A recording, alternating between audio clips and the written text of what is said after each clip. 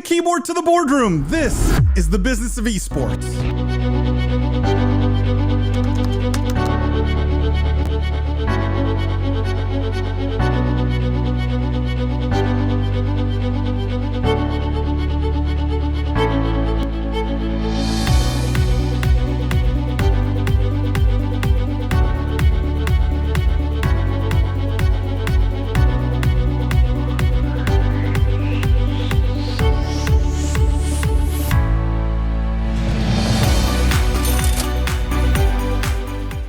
From the keyboard to the boardroom, this is the Business of Esports Podcast. I am Paul Dawalibi. I'm joined today by my friend and co-host, Jimmy the Judge Baratta. For those of you who are new to the podcast, welcome to the official podcast of esports. What we do here is we cover the most pressing gaming and esports topics and news of the week, but we look at all of it through a business and C-suite lens. We dissect, we analyze the business implications of everything happening in this industry. For our regular listeners, thank you guys for tuning in every week. Thank you for all the love, for all the 5-star ratings and reviews. If you haven't already, share the podcast with someone, send it to someone you work with or know who might enjoy the podcast as well. And if you haven't, go leave a review on Apple Podcasts or Spotify or Google Play or wherever you get this podcast. Follow it and leave a review. It really helps others to find the podcast. Jimmy, how you doing this week? Hey, Paul. Happy to be here. Thanks everyone for tuning in. You know, we love the support. Love that you come here to get your esports news, tips, advice, insight, all that good stuff. Just friendly reminder, you know, right after this recording that we're doing on Wednesday, we have our live show, 8:30 p.m. Eastern. You'll get Judge, that's me. You'll get Jeff the Juice Cohen. You'll get Lindsay the Boss Poss. You'll get a lot of great insight and analysis as well on more of the news and stories. I just felt like reminding people because, that's how I first found our program. Well, before I was ever on the show, was listening to Paul and William's insight. And now that's something we do live with our guests on Wednesday. And also a reminder, on Wednesdays, we drop office hours with the professor, William Collis, deep dive into one subject, one topic that he finds interesting. And the William, the professor that you know and love. Yeah, if you have been missing William on the podcast, this is your chance to get your fix. It's such a good show, and he's been doing a great job with it. It's a lot of fun. Jimmy, I wanted to ask you actually before we have a great guest this week, and I want to get to him. But I wanted to ask you this week: did you watch the Streamer Awards? You know, I gotta say that's not very high on my list of interests. I don't participate in a lot of the self-congratulatory. I don't want to insult our industry too much, but I'm more interested in what we cover: the business, the growing, the building, and less so the patting on the back. So no, I didn't watch that. Well, I think it was funny because in the same week you had like the Streamer Awards that was hosted by a streamer. It was obviously streamed, right? It was very streamer centric, and it was like there was nothing unique about it. It's still an award show, right? It's like winner speech, winner speech, winner speech. I mean, there's literally no one has innovated with that format in forever. But then in the same week you had the Oscars. I don't know if you saw this actually just today, like announced that they were going to shorten the Oscars broadcast. They were going to take out a bunch of categories that they were going to present like in advance in some kind of streamed format. And it was an interesting dichotomy because gaming and esports seems to be really embracing this awards show format. Like just when I thought we'd had enough award shows, you have the esports awards and then you have the game awards, and now we have the streamer awards. Like, just when I thought I had poo-pooed this enough that no one with any sense would actually do another one, we have another one. I don't know. I'm starting to think maybe we need to do a Business of Esports Awards, I guess is my conclusion from all this, right? Like if you can't beat them, join them. I don't know. It's like, I would never want to discredit the work that a lot of others are doing here. I think people like to be congratulated and they like to feel accomplished, and it's a fun thing to have an event centered around that. But to your point, like the Oscars, I thought they already did that, because every time it comes back from a commercial, it's like 6 people just won an Oscar that weren't worthy of television, right? And so there gets to be a point where it's like, what's the point of some of these awards if no one cares to watch? I don't know. I have mixed feelings on it. Well, the thought I wanted to leave with our listeners is, because a lot of longtime fans of the podcast would have heard me rant about the things I dislike about the existing sort of award show formats as they apply to gaming and esports. I would love to hear from our listeners, whether, however you want to send the feedback, whether it's showing up at the live show at 8:30 on Wednesdays, or, on LinkedIn, or on any of our social platforms, Twitter, TikTok, Instagram, you name it. I would love people's thoughts in terms of, like, if we were to do an awards, or if anyone was to do a new award show for gaming and esports or streaming or any of these kinds of topics, what would they do different from the existing formats? Like, I want to crowdsource some innovation here around game awards, and see what people come up with. So that's my ask to our listeners, and to you, Jimmy. So we'll see.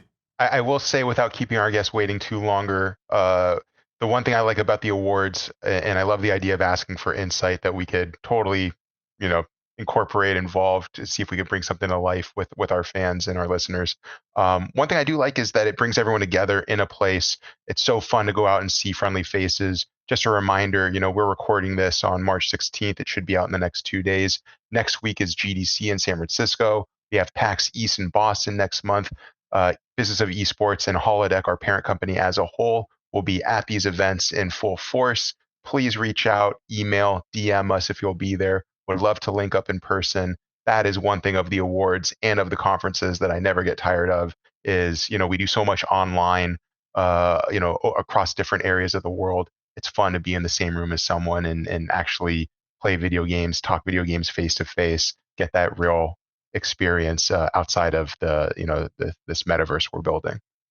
For everything I've said about award shows, I can assure you we'll be a $2 billion media company, and no one will still invite me to award shows.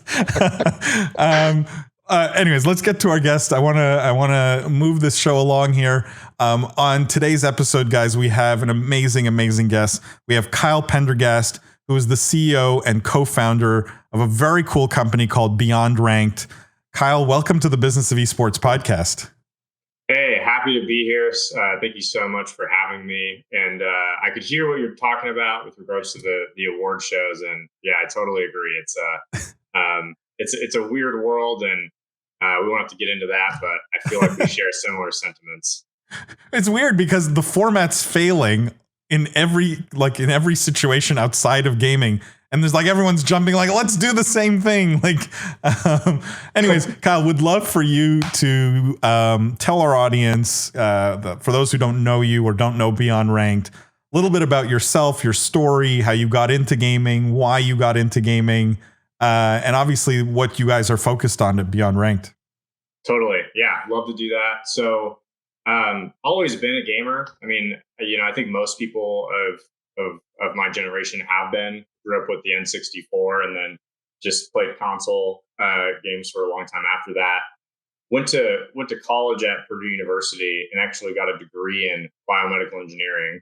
Graduated with that. And then I didn't do anything. I worked for a healthcare startup for about 3.5 years, and then bounced around to another startup, and then finally just said,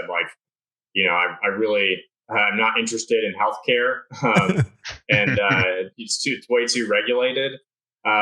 During that time, I had started getting back into gaming since I hadn't played in college much. And my friend, who became my co-founder, Michael,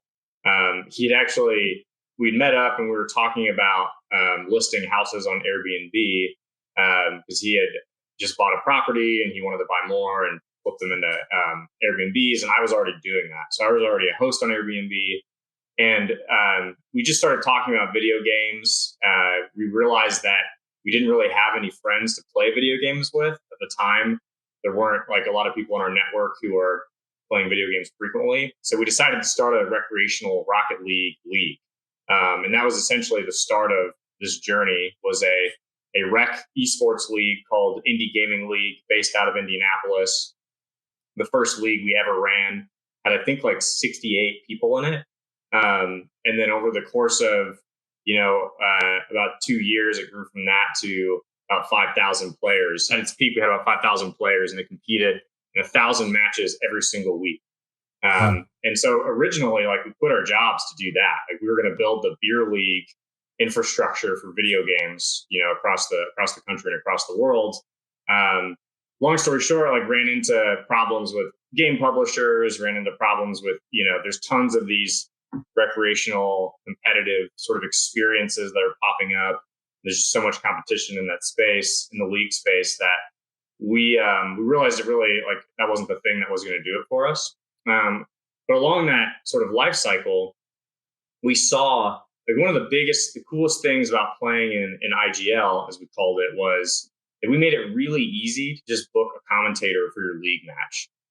Like, we had a spreadsheet where people from the community could just go and say, hey, I'm available like Monday at, from 8 to 10 p.m. Like, if you want me to cast your match live on Twitch, I'll do it.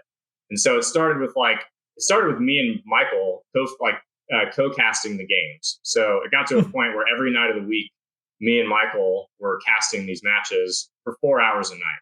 So, and we'd never done this before. We just got in front of a mic and started doing it. And we were just terrible at first, like, absolutely awful. We were stuttering. We didn't really understand the game that well.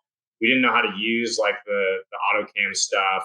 And it's super easy, but, and there's just so many problems with how it went, but people still loved it. They loved that there were two people just, screaming at the top of their lungs about their amazing plays, their last second shots, you name it. And they clipped it, and then they shared it on social media, and people were like, oh, like, that's so cool. You got a commentator for it. How'd you do that? Like, that's crazy. It was just me and Michael, like, every day of the week casting games. But obviously that wasn't sustainable. We had 1,000 matches every single week, and we would list out the availability on a spreadsheet on every Sunday. And within an hour, every single time slot would fill up for us. So we felt like there's a huge opportunity to start bringing the experience of having a commentator to the masses, if you will. And that's when we started the BeyondRanked journey. And back then, it was literally a spreadsheet with all the commentators who'd signed up, and you would just, like, ping them on Discord. And now we have a company around it. We have over 400 commentators on the platform.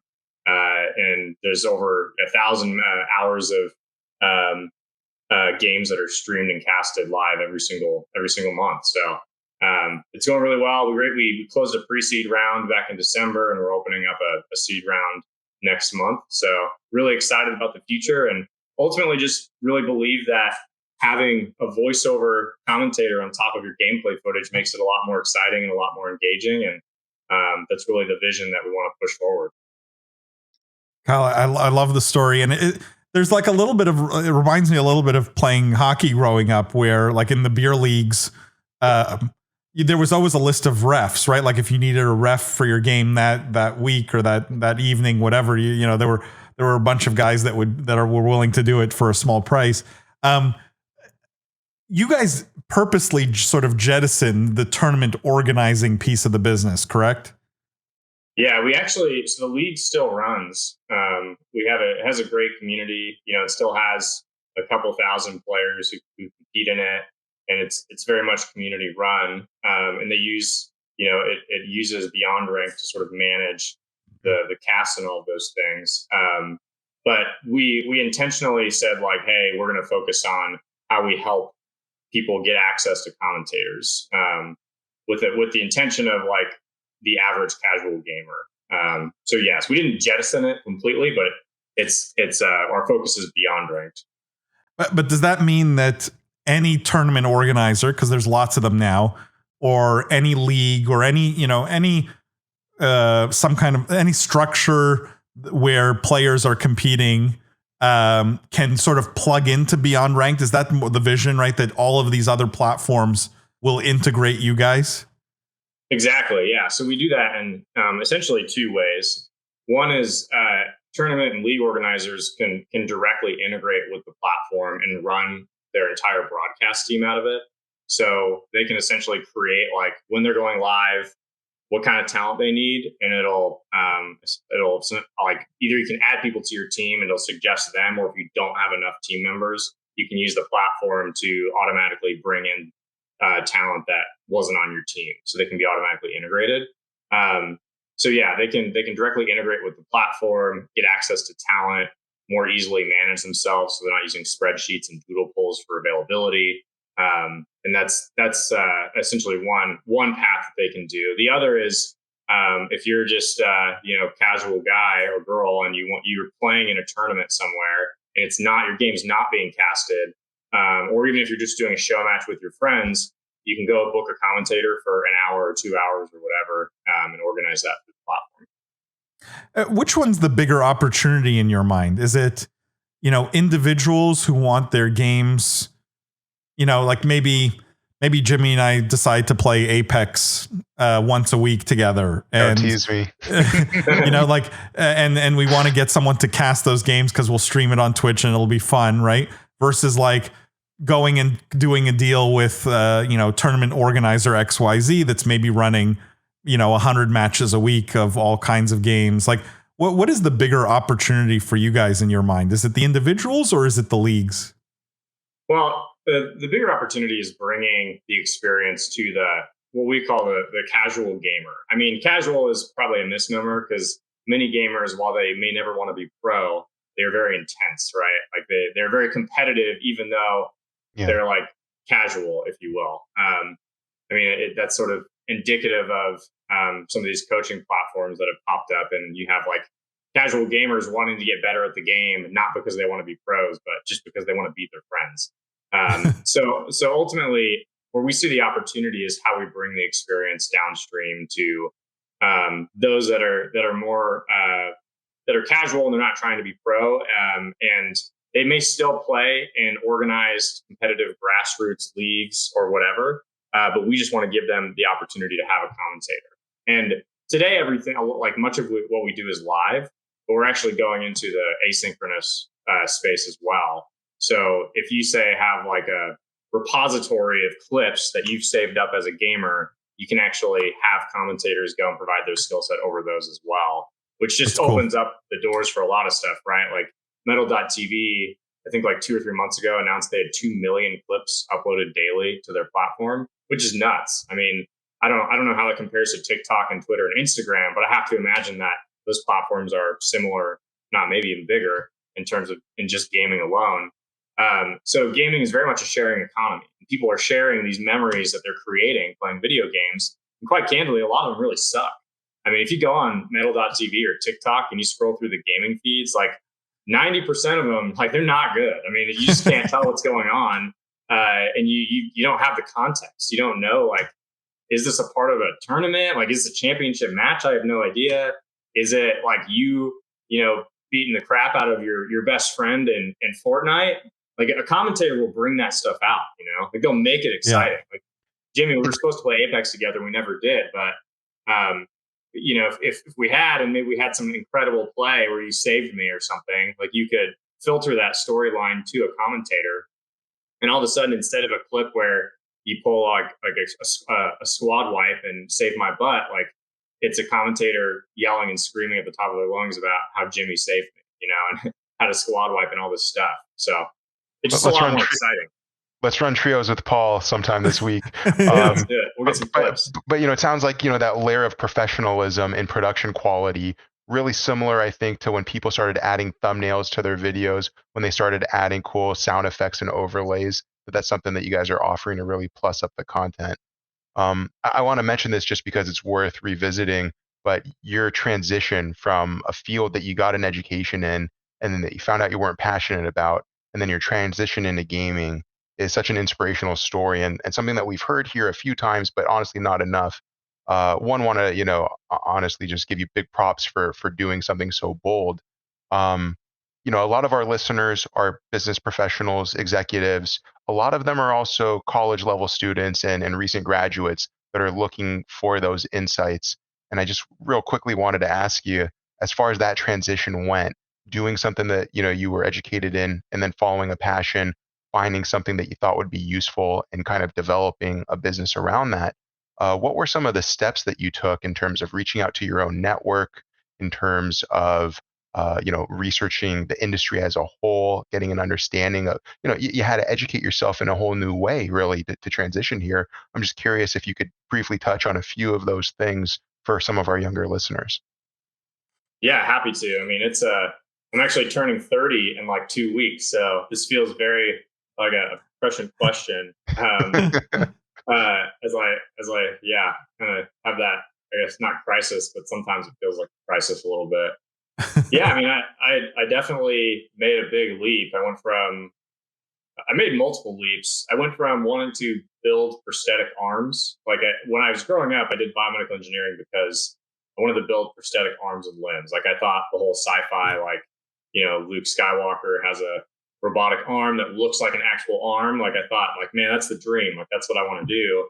And then when I got into college, I realized that technology would take 20, 30 years, 50 years, 60 years, 100 years of research and development. And I was like, I don't want to be sitting around for that long. You know what I mean? Like, I don't want to build something that helps someone else build something that then, I want to see what I'm creating. And maybe I could have built the one small component and gotten a PhD on that small thing that ultimately created some patent that was used 100 years from now. But that I realized wasn't for me. So, but I still wanted to be in healthcare, weirdly enough. So I went into more like business healthcare, and I worked at a company called Our Health. Probably the biggest benefit of that was I got to do a lot of technical stuff. So I started programming a lot in my free time. Like, I would go home every day after college and code. And then I was doing similar things at Our Health. And that really created this desire to build things and just create things for fun. I realized that if I could code things, I didn't need someone else to be a part of the equation. I could more quickly just start building stuff. And so that really helped me start to have that entrepreneurial spirit, if you will. And I think for anyone listening, a lot of people talk about wanting to start coding or wanting to start a thing or do something. And it sucked at the beginning. It was really, really hard. And it was probably a year of just straight, I literally coded every single day after work. It was probably a year of that before I felt comfortable enough building an application and sitting down and doing stuff. I mean, I could do it very quickly at that point. So it just takes time, for anything, right? There's 10,000 hours rule. You got to do 10,000 hours before you're an expert in it. I mean, start now, it takes a long time to get to 10,000 hours. So, and then to transition to esports and gaming, that was a tough transition. One, because if you don't know anything about the space and you just go into it we did pretty much no research. All we knew is that we wanted to start a league. I mean, that was it. Which is a blessing, and it's a good and a bad thing, because had we known what the landscape is, maybe we never would have gotten into it. Maybe the ignorance was our benefit at that point. I don't know. If we'd known that there were tons of other organizers and that there was tons of competition in that space, I mean, maybe we just would have never done it. But the good thing is we I think noticed something that a lot of people weren't really appreciating, and that was the feeling of having a commentator or someone who's doing voiceover hype up your matches.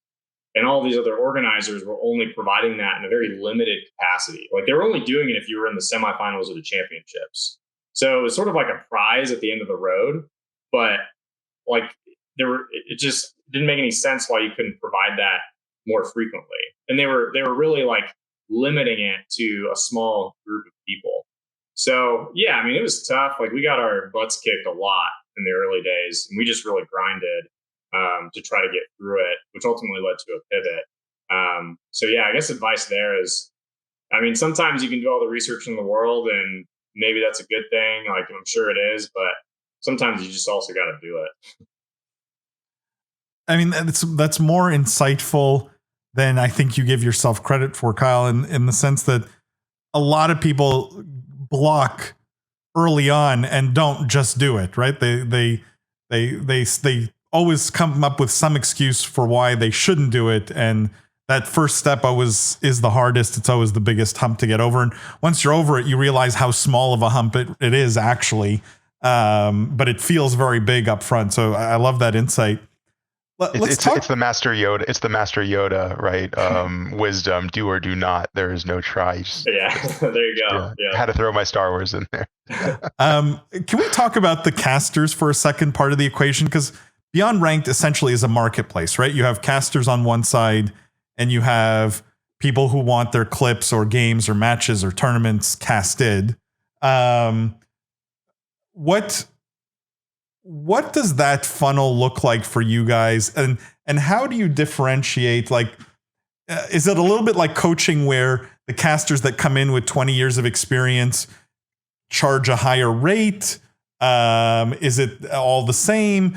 Does the platform provide sort of a path to professional casting? Like if I've never cast a tournament before, do I go to BeyondRanked to get some practice potentially? Like, how do you think about the caster part of the equation? Yeah, that's a great question. And it's an interesting one because I think like with our focus of being how do we bring commentary to the average gamer and really create a market that doesn't exist. Like there's a small market for professional commentators, right? They've all got agents, Golden Boy, like he's got an agent, right? There's someone that goes and gets him deals. He's not necessarily the one that I want on my platform because he's got opportunities and he doesn't want to sit there and filter through random people like asking him to cast clips. I mean, I think someday there's an opportunity there as a community engagement mechanism. Actually, there's a great opportunity there where like his community can upload clips and he can cast them for however much. I think that's a really great idea. Cameo style, right? Where you're a little washed up celebrity, and this is a way to like monetize your. Yeah, and I think it's the corollary you're drawing with coaching. I mean, Medify, they just raised $25 million in a Series A. Like they're absolutely killing it, and we're talking to investors now, and we don't get compared, but they always bring up like that sort of idea. And the reason I actually think it's very, very different than coaching is that in coaching. The product is making them better or making them feel better so they can go beat their friends or maybe have a shot at the pros or whatever. With us, the product is like a really fun and it's entertainment. So there's a different way to think about that where I actually think that in terms of market sizing, like we have a much bigger market opportunity because for coaching, I don't know how many times I could totally be wrong. I actually to be quite frank, like I didn't think the coaching stuff was really going to take off. Like I was actually amazed that as many casual gamers wanted coaching as they did. And I was proven wrong there. So I could totally be proven wrong again, but it doesn't feel like a casual, like what's their lifespan of going back and booking a coach multiple times. Whereas like I have data from the league we were running and the experiences that we're having that show like we're actually creating an entertainment and a fun factor that is like people will want again and again, or at least that's what we think and that's what we believe. And I think that's what's really cool about what we're doing. And the difference between coaching is we're not like with coaching, if the player doesn't get better, like if they don't keep getting better, then maybe they stop going, right? Like they're probably gonna stop paying for a coach. But with commentators, if you're always generating content, like gamers constantly generate content. They're always saving clips and all that stuff. And that means you're always generating more content that can be commentated, that can be amplified.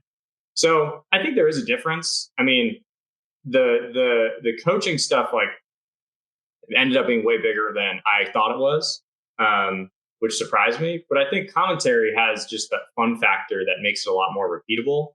And a lot easier to continue providing that value add, if you will. I want to hone in on that because I feel like there's two ways of selling this, right? The one which you've just articulated, I think really interesting, which is it's entertainment, right? It makes it more fun. There's no, this is not about getting better. It's not about anything that's actually, it's not about any number. This is just about qualitatively making it more fun. But I could see how potentially there's an argument to be made that if you put if the three of us play Apex and live stream it tonight, will we get a larger or smaller audience if we have a caster versus not? Right? Is there like a higher engagement argument to be made? And do you guys have any data to that effect? Like, is there anything there, or is it really just it's really just about having more fun?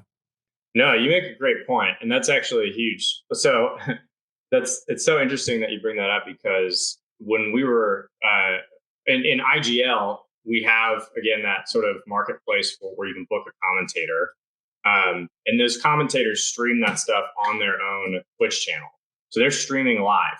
Our commentators, if they're not affiliate before they start being a commentator with the league, on average, they become an affiliate in 3 days. Like, it's very, very easy for them to get the traction that they need. And that's not partner, but it's affiliate, which for a lot of people is still very difficult. Big deal. Yeah, totally. You can start making money. And a lot of them do, right? They start making money through Twitch, casting games, gets audience, gets viewership. And it's actually like a brilliant model, because you have a captive audience with teams that you're commentating. So in Rocket League, in a 3v3 match, you've instantly got 6 viewers. Done, right? You're over the affiliate level. Now you can start building a fan base. So for commentators, it gets you from that 0 to 1 a lot faster. And we actually see a lot of aspiring streamers who are sitting at 0, 1 average viewer for God knows how long.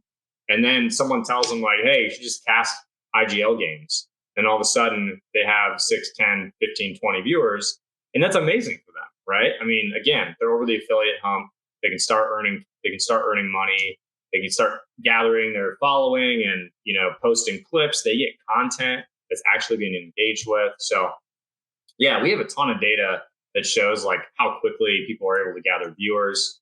And they can spiral it from there. Because at some point it's kind of on them to continue growing the viewership, right? Like, IGL is not going to be the end all be all, but we can get you sort of to that point, and you can use commentating as a way on your channel as a way to gather viewers and audience. Kyle, can you talk to the size and experience of the casters on your platform? Like, again, I'm curious as to the breakdown, right? Like, do the majority of casters come because they're looking to get experience as casters and getting paid to do it as secondary? Do the majority come as more seasoned, and this is really about monetizing their skill? And at what point do casters potentially, like, it's not age out, but maybe they get too big or too famous, right? And they decide the going and being repped by CAA, like a Golden Boy or whoever, is the better way to monetize their talent. Like, is that a phenomenon that happens here? Like, what do the casters look like in terms of skill and experience? Great question. I mean, it's honestly all across the board. So I guess I think about it in terms of like, what's the minimum and what's the maximum.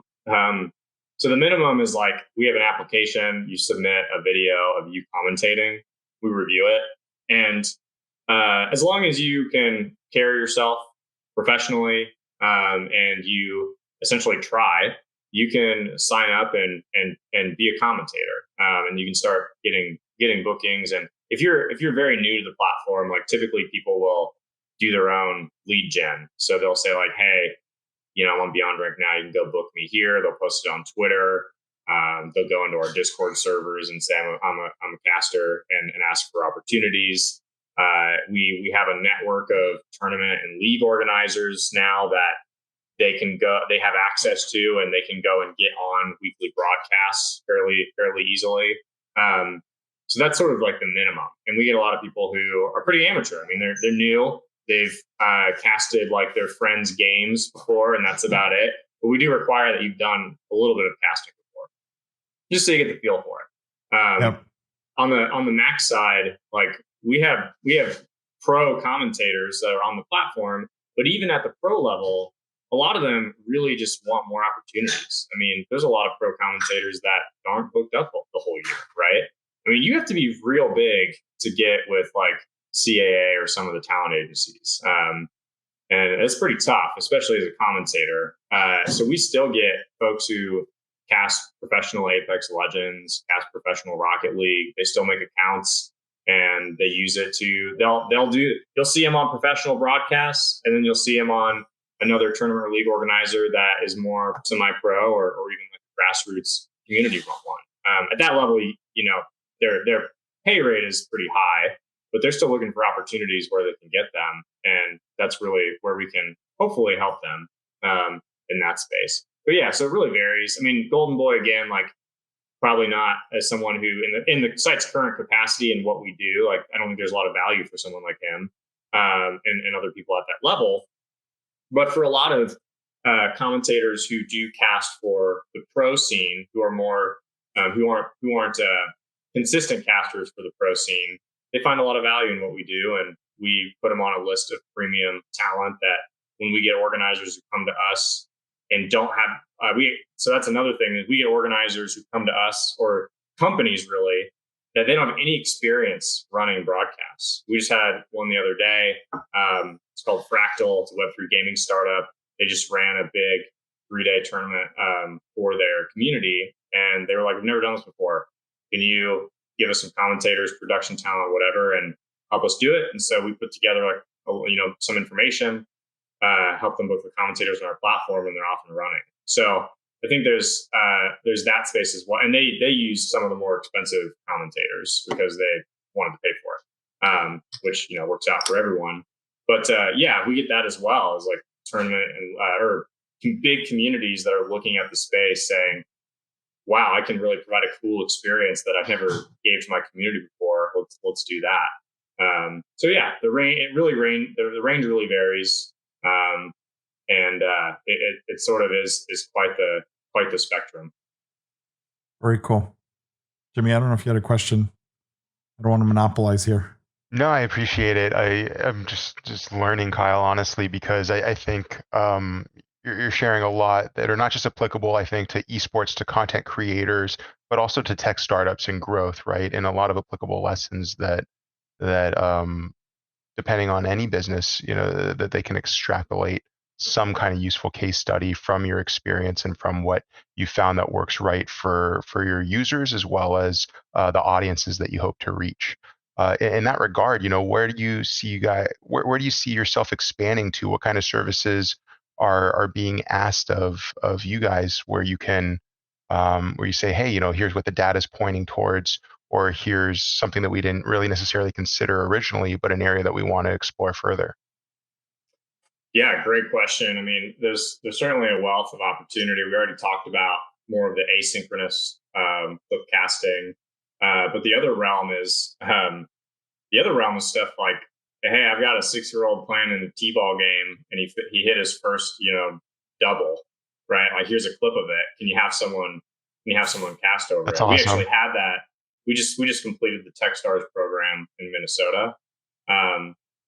And we were really interested in how we could make it happen. So we had people submit clips of their kids playing baseball, and they were just hilarious, right? I mean, they were boring, first of all, but then you put a commentator over it, and it's absolutely hilarious. So we have like a couple clips where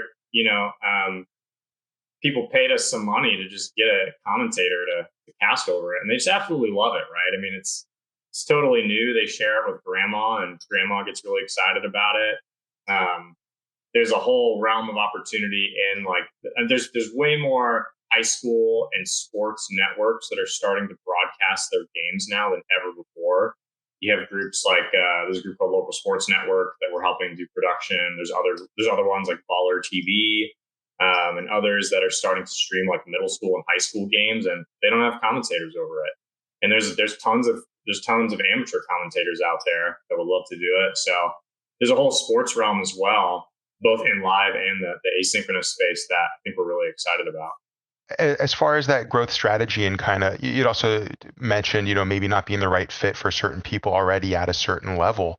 How much of what you do or your potential marketing capabilities in the future rely not just on, semi-pro or semi-amateur, and I don't want to get lost in the terminology because I think it's a liquid thing, but how much of it is really these amateurs or these non-household names that are helping each other out to plus up that content? How much of it for you is like, hey, what if we take a Tfue clip? What if we take someone well known, we add our commentator on top of it, we remix it, kind of like how on TikTok you can repurpose other people's IP, but you add your own feel to it, your own sounds, effects, and you turn it into something that's yours. How much of what you're doing is also borrowing off of, if any, borrowing off of these more household names, but again, like I said, using your platform, your commentators, and showing what you're capable of on a larger level. Yeah, that's I'll sort of iterate on that a little bit. Like, one thing that we think about is, hey, what if you could have these really popular streamers who are creating these moments, actually sell their clips or their content on our platform to other creators who want to like augment it. And so they like essentially share in the intellectual property in a way while making money off of it. I think that's something that we're very interested in doing down the road. And it's a way for, creators who want to get big to sort of leverage the things that Tfue or Ninja or whoever are creating, while also giving value back to the people who originally created it. I mean, the idea that like, if I'm an aspiring commentator and I can maybe buy like the rights to cast over a professional Rocket League match, or like Sunless Khan is an investor in us, like a clip that Sunless Khan did from his YouTube video or whatever, and they can commentate over it. I think there's a really interesting opportunity there that you're taking content that is supposedly already good, and now you're making it even better. And now you're sharing it, and there's an amazing opportunity for the original creator to monetize that and give the person who's buying it the ability to expand their brand. So I think there's something cool there. I mean, are you restricted by the ownership of that IP, or I mean, as far as like social media is concerned, what's stopping you from just kind of doing a lot of that right now and just kind of showing off? Again, maybe it's not the true application of your product because you do want to enhance a wider community and show that it's accessible to the everyday user. But I'm just curious if besides the access to the IP from a legal standpoint, if there's anything else that kind of prevents you from pursuing that. Yeah, I mean, the ownership of the IP is always in question. Like, I'll probably have to familiarize myself with like what the rules are if someone posts on Twitter and it's just totally public. But I imagine that if you use the content to try and make money off it in some way, like you'll probably have to, get some sort of IP rights. If it's just Joe Schmo and he says, I'm going to riff on a clip here, then it's probably not going to be a big deal. But I imagine that if you're like using that clip and promoting it as a part of your highlight reel in with the intention of making money, you may run into issues. And I think I think the reason that it's interesting from a monetization perspective for the original creator is that it would probably encourage them to engage more with that kind of service, especially if you can like somehow create content that you can track the monetization through all the other social media channels that it's being used and whatever. And then on top of that, you have other creators who are building on top of that, just like TikTok does today, right? Like there's audio that's created and reused and whatever. So yeah, I don't know the answer, but it may be just a legal question that we'd have to figure out. Kyle, what's the biggest challenge for BeyondRanked today? Like, well, what's the thing that keeps you up at night? Yeah, great question. Gosh, I feel like I feel like I think about this stuff all the time, and I don't know why it's not coming to me immediately. But I think that like the biggest thing is that if for some reason the core assumption that we have that commentary brings tremendous value to content is wrong. Like, right? I think that's like, if anything can kill a business, it's that your core assumption about why the business is valuable. It's not true. And so like, hopefully that's not the thing that's keeping you up at night. No. Well, no, I mean, I think like, it's not that I totally think it is true, but there's always, as an engineer, there's always a part of me that's like, has to consider the alternative. Like, what if I'm wrong? Like we again, like in our league and what we've seen so far with other organizers, we know how much people love having commentators. We know how much it amplifies content, and we have so many examples of clips with and without commentary side by side. But I think actually I'll sort of iterate on that a little bit more. I don't think it's that the core assumption is is false. Is that like it's a more like, what did I miss? Like there has to be something I missed, and how do I figure out what that thing is I missed? I think that's like the thing that keeps me up is like, I'm gonna miss something that I should be thinking about. There's other things too, right? Like, hope we don't run out of money or whatever, but that's all the normal stuff that comes with startups. Stuff. Yeah. How do you think about getting this out to the masses? Like, what's the strategy how do you get to that future of where this is just part of people's sort of regular gaming flow, right? Like everyone games today. Almost everyone I know has, some tool turned on, whether it's Metal or NVIDIA Zone or something that's generating clips. How do you get to that point where this is just part of that for the most part, or how do you get this to the masses? Yeah, I mean, that's something I think about a lot. It's probably two things. One, it has to be incredibly simple. I mean, in today's society, if you think about TikTok, applying a filter is a button. That's it. You don't have to go download the filter. I mean, you can download other filters, but it's very easy to apply a filter. It's very easy to apply a song. Like they've made creating content just so tremendously easy. And I think for this to become very viral, that's an element that you'll need. There's sort of like very quick turnaround of boom, I created this clip. I'm at the point of when they're ready to share or when they're ready to create it or whatever. There has to be a very easy like, hey, this commentator's live. He's got, whatever rating for being super hilarious and funny. Let me just have him do this real quick. And then very in a very short turnaround, like you can pay them, they can return it, you can share it. I think like I think it'll be very difficult so there's that, but then there's also the virality part of it. Like you have to figure out a way to make the content good a certain percentage of the time so that people have an expectation that, oh yeah, I can use BeyondRanked and it's going to be hilarious. Like it's going to be awesome. Yeah. That's another thing that you have to solve for. And I think there's training and there's ways that you can do that, but virality and like expediency is probably going to be the things that really make this an enormous opportunity, and something that is like built into the gaming mindset. Because I mean, we do a lot of live stuff right now, but that's not going to be the thing that makes it like a multi-billion-dollar thing. There's huge opportunities there, but live involves scheduling, right? Like it involves a lot of sort of mechanics. If you've got a whole team, you've got two teams, you're scheduling between 6 different people, right? I mean, that's a pain.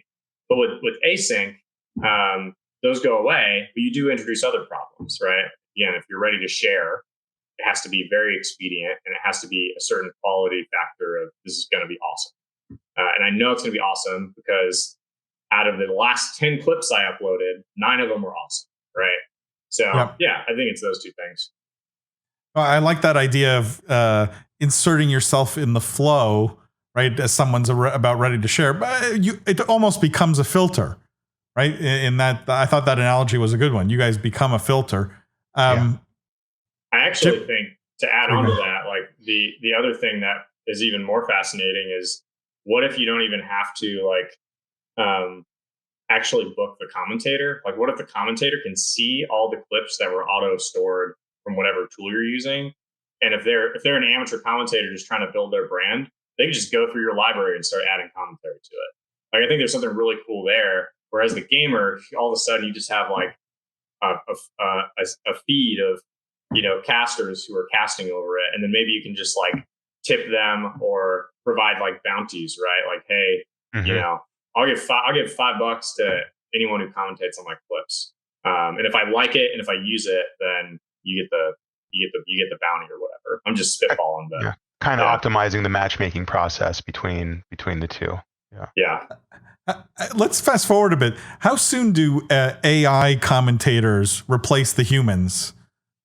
Yeah, actually, I talked to an AI, like an ML scientist about that. Go ahead. No, I was just going to say, because gaming, esports, it's all digital, right? So you have this flow of data, assuming you can get access to it from the publisher.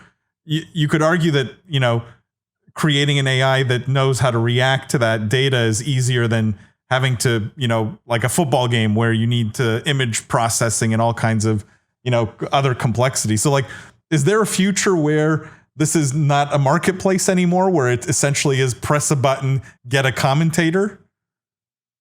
I did talk to an AI like ML scientist about this. Who do you work for? It was like one of the huge private equity firms that I can't remember. But I asked him, I was like, hey, like, how would I do that? Like, how would I create an AI commentator? Like, you've got a PhD in, whatever, like building ML algorithms. And I think he had done something with video processing before. And he was like, well, like, it wouldn't be hard if you had a script. Like, if you had a script, it wouldn't be hard. You could probably get like the intonation and the excitement and the varying levels of like all that stuff if they could listen to different people like read the script, and then it would probably be able to build it. The hard part was actually reacting to the footage. Like that was where he was like, it probably gets really, really difficult. And if you do that, like that's probably like, and someone's gonna buy it for like $20 billion or something.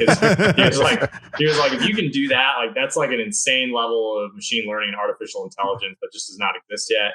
And then on top of that, you've got to get, so I think in the reaction of it, and you're right, like it is more accessible because you have you could theoretically get the binary data feed or whatever that's coming out of the game. There's probably a whole another realm of you need the game publishers to give you access unless you want to hack it. And then if they're changing, like, I mean, Rocket League has all these community built mods that technically aren't like, they're there and Rocket League lets them live, but they're technically against the terms of service and whatever. But every time they change their underlying code base, it breaks everything, right? So like you have to have the publishers, like, unless you did it purely based off image processing, which would probably be even more difficult. But I don't know. Like it'd be tough. It'd be tough. If someone does that though, like they deserve to win. So you're saying the human casters are safe? I think they're safe for quite a long time. Yeah, like I'd give it quite some time. I mean, I could be wrong, but if someone can build, if someone builds that, like I'll come work for you. I think you're a smart person. Kyle, this brings us to our everyone's favorite new segment. We're calling this Judge Jimmy Baratta's cross-examination. Judge Jimmy's cross-examination.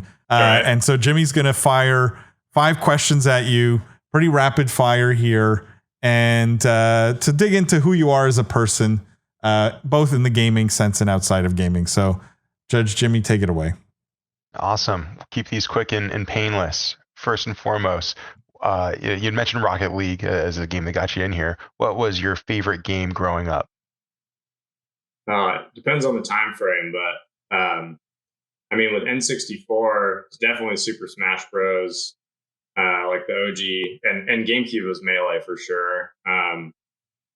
Halo, probably when I switched to Xbox, Halo, and then these days, honestly, it's either Civ 6 or Stranded Deep. I love the survival games. I think they're just super fun to play. You don't have to deal with bad teammates. Just yourself. This is a good list. To all trash teammates listening, we don't need you. You guys know who you are if you play with Kyle. It's not. I'm not the bad one. It's you. What is your gamer go-to snack or drink? I mean, usually when I game, I just have a beer. Like a local beer in Nashville somewhere. I'm in Nashville. Local beer, snack. Honestly, I'm a huge fan of chips and dip. Like any chips and dip, I just love. I'll eat all of it. These are really fun, actually. We get some waters out there, so I appreciate the beer. Let's see. What is your favorite television or movie IP that's been adapted from, or that borrows or that overlaps with gaming culture? What